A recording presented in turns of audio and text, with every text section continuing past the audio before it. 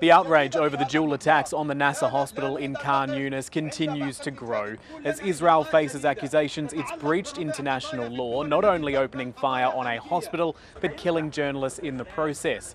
The initial findings of an internal Israeli military investigation have been released, but they leave more questions unanswered about strikes which killed 20 Palestinians, among them 5 journalists. The public statement from the IDF says that troops in Khan Yunis identified a camera at the Nasser Hospital, which they said was set up by Hamas to monitor military movements. But they haven't provided any evidence for how that conclusion was reached, other than to argue Hamas regularly uses hospitals to shield its activities.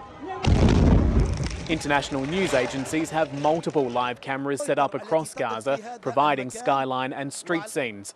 The IDF says the decision was taken to open fire, and that's the attack which killed cameraman Hussam al-Masri, who'd been operating that camera for news agency Reuters.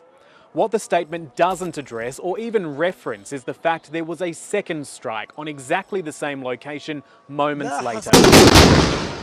An attack which hit emergency workers and journalists who'd rushed to the scene, a tactic referred to by many as a double tap. The Israeli military's chief has directed the inquiry to continue, looking into who authorised the strike and under what circumstances. But even before this statement was released by the IDF, the United Nations was casting doubt on whether this inquiry would go to the heart of what happened in Khan Yunis. Targeting journalists is forbidden, but also targeting hospitals is forbidden. It's, of course, the responsibility of Israel as the occupying power to investigate. But these investigations need to yield results. There needs to be justice. We haven't seen results or accountability measures yet. It certainly appears that what the IDF has said so far shows that prediction may ring true.